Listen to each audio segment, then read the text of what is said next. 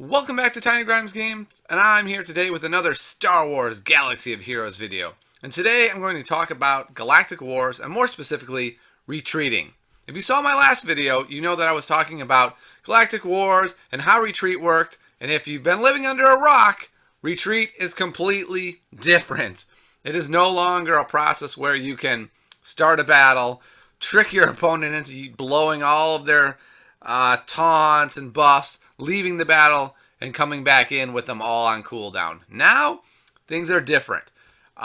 It's changed in that now you can retreat at any point and start over, which is great. This gives you all kinds of options. We'll talk about it in a minute.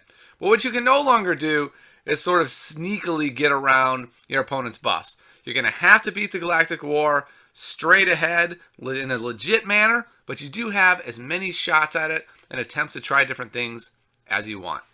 Alright, so let's go ahead and talk about this. First thing to note, that this change lets us know that EA thinks this is fine. This is part of the game. There no longer should be this raging debate about whether or not you should use retreat and if it's working as intended. This is how it's supposed to work. They've clarified this for us. This is an opportunity to give you a helpful advantage to try to beat these Galactic Wars that can otherwise be pretty difficult. If you look at me, I already have an army of 61s and 60s right here in the second of the 4 waves. So this is obviously going to be a pretty tough Galactic War. So let's talk about the advantages. We know there's disadvantages. In some ways, the Galactic War is harder. In some ways, I think it's easier, though, with this new retreat method. So the first thing is, your best characters don't die anymore.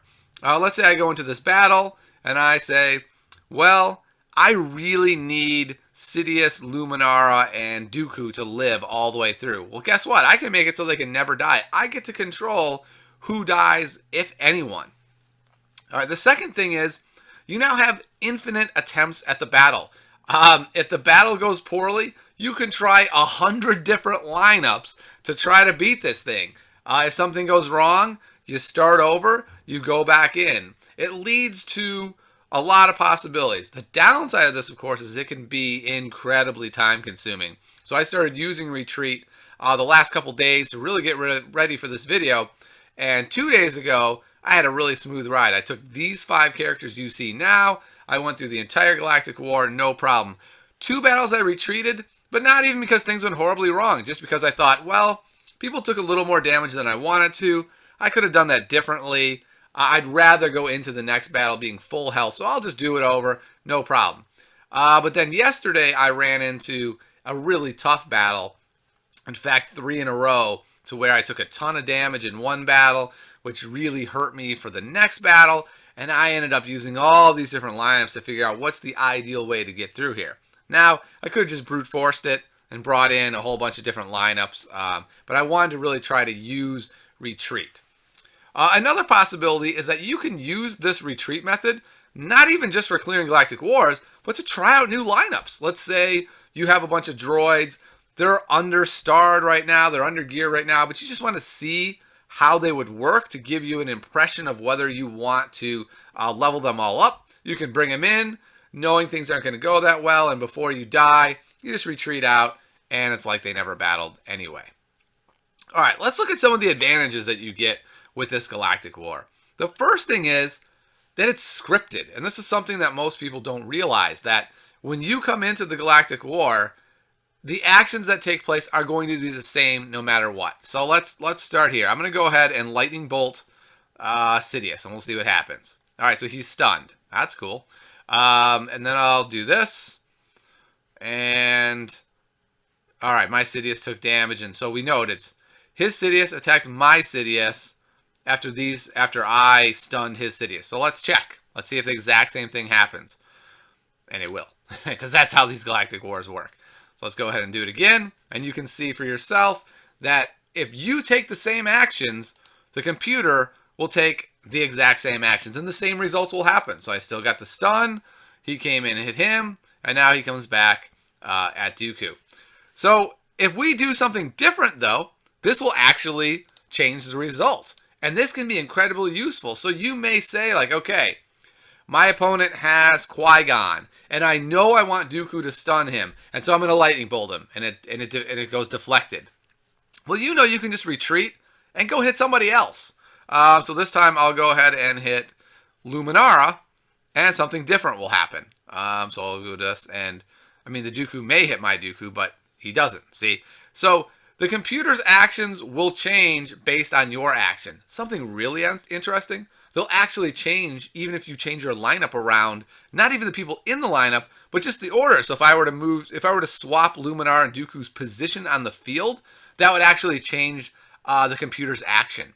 So you could, like I said, you can use this to your advantage, and you can say, well, I don't like what happens. So for instance, if I do a lightning bolt on Sidious, my opponent's Princess Leia gets off a triple attack with Phasma and 3 bonuses and one-shots my Luminara. I don't want that to happen. So instead, I'm just going to stun Luminara instead of Sidious. And you can kind of control and change. And like I said, you have infinite attempts. So you can keep going in and figuring out, like, what is the best possible result that I can get out of the AI. Another example is maybe you want Sidious to do his area attack instead of focusing down one of your guys so that they can't be healed. And so you can sort of keep changing your action until you get the AI to do what you want them to do. And so this is incredibly powerful, and you can really use this to your advantage. I consider this to be the biggest advantage that we gain with this type of retreat system over the disadvantages that we gain losing the old retreat system. Okay, so let's talk about how then can we use this, right?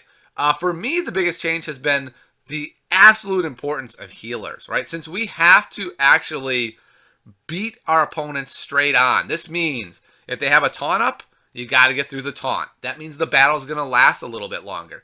This means if you can have healers to help sustain your lineup better, it's going to be even stronger. I talked about it in the last video, how great healers were right now in Galactic War. And with this new retreat system, I think they're even more important than before. I consider the Jedi Consular to be the secret weapon. Most people don't use him. He's not that good in Arena anymore, but he's still phenomenal in Galactic War because he has a heal that can be spammed much more than the other guys. So you feel much more comfortable saying, I want to go into the next battle full health.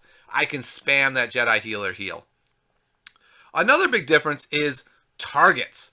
Yes, you want to kill those glass cannons fast, but if you're going to go in with a heavy heal lineup, you can't have people that are putting healing immunity on you stick around. So you need to kill Sidious. You need to kill Kylo Ren. These guys, their threat level goes up the more you rely on healers. Now, if you're using Barriss Offee, her heal is interesting in that it is an equalization rather than a heal, so it gets around that debuff, but still, you really want to kill these healing immunity guys pretty quickly. Some other characters become even more useful. So like I said, I really like the Jedi Consular.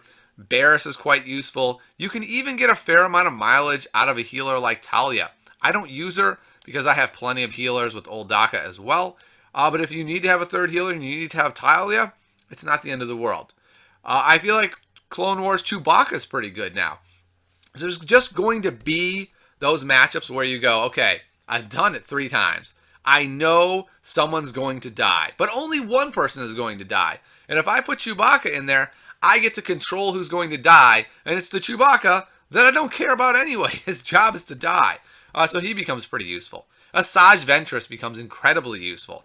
Yeah, you can't sort of sneak around that taunt by retreating anymore, but you can use Ventress and eat the taunt buff with Ventress' special. So Ventress, I think, becomes quite a bit better with this new system. Okay, so that's all I have to say today about how to try to work with the new retreat. I'll probably do one more video on Galactic Wars to sort of wrap up the trilogy here. But the bottom line for me is, yes, we lost an important tool, especially as free-to-play players, for making Galactic Wars easier. But if you really, really engage this new method and take advantages as much as you can and do the battles multiple times to try to make sure you're coming out with as much health as possible and taking advantage of the fact that you can sort of change the script of what the AI is going to do, I think this retreat can be really powerful for you, and it can help you get a lot farther than you have been able to get up until now. So good luck in the Galactic War, and I'll see you next time on Tiny Grimes Games. And as always, if you do want to be a Patreon subscriber, the link is below. I'm eternally grateful for anyone who does. See you next time.